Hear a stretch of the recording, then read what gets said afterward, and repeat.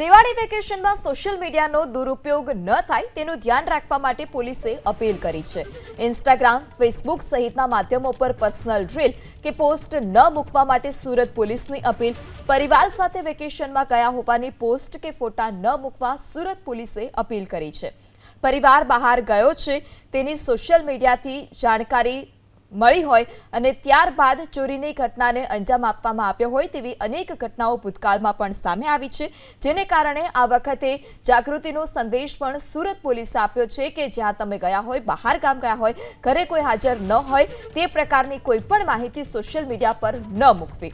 ખુદ સુરત પોલીસે અપીલ કરતી રીલ બનાવી નાગરિકોને જાગૃતિનો સંદેશ આપ્યો છે। એબીપી અસ્મિતાના માધ્યમથી પણ જાગૃતિનો સંદેશ આપવામાં આવ્યો।